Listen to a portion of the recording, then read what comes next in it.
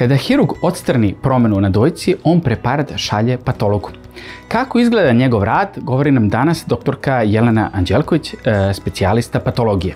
Ovako, kada preparat bude poslat na patologiji, upisuje se vreme kada je preparat dostavljen kod nas, to rade naši laboranti. Zatim patolog proverava ime i prezime kako na bočici, tako i na listi. Uzima preparat iz bočice. Prvo se mere dimenzije preparata, znači potreban je laborant koji upisuje to sve na listi.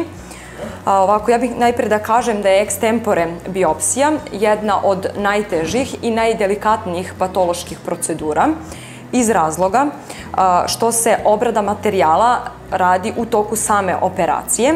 Kada se pacijent uvede u anesteziju, uzima se uzorak tkiva, kao što ste rekli, šalje patologu na dalju analizu.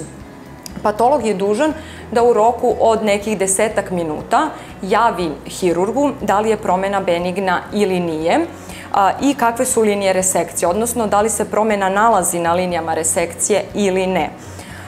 Zatim obrada ide od strane laboranata kada patolog uzme isečke.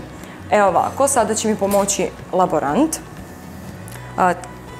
Gledamo ime i prezime, Bojana Haparcumajan, tkivni fragment, mekano-elastične konzistencije,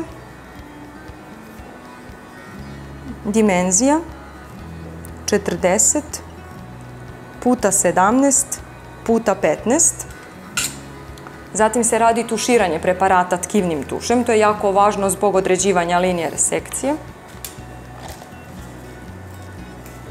Te ukoliko je preparat na liniji resekcije, to se takođe javlja hirurgu i radi se dalje operacija.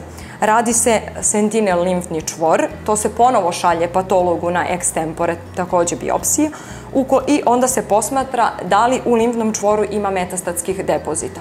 Ukoliko su prisutni metastatski depoziti, onda se radi disekcija ostalih limfnih čvorova iz aksile i ponovo šalje patologu na pregled.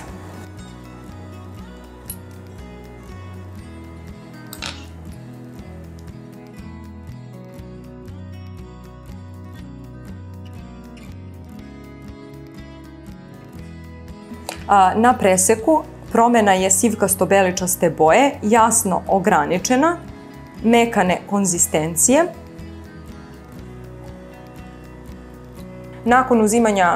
Nakon serijskih preseka isečci se pakuju u ovim kaseticama i materijal koji se koristi za extempore biopsiju koristi se i za trajne preparate. Znači, od ovog materijala kasnije se prave i trajni preparati. Dalja obrada preparata ide od strane našeg laboranta. Hvala vam puno na ovom razgovoru. Hvala vam. Kako izgleda dalja obrada preparata, prikazuje nam laborant Jelica Lakić. Koristimo preparat koji se zove kriotom i služi nam za sečenje preparata extempore. Kriotom razvija temperaturu -30, koja je potrebna za sečenje dojke, to je masnoće koja se nalazi u njoj.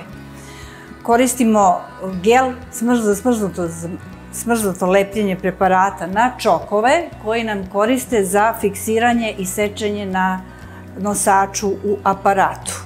Kada isečemo preparat u aparatu kriotomu, lepimo ga na pločice, debljina preparata je 6 mikrona. Ovako pripremljene pločice prenesemo u drugu prostoriju i vršimo bojanje HE. HE bojanje je bojanje u kojem mi koristimo dve vrste boja, hematoksilin i eozin i različite koncentracije alkohola. Brzo se završava u roku od 2 minuta i zatim nosimo preparate kod lekara dijagnostika.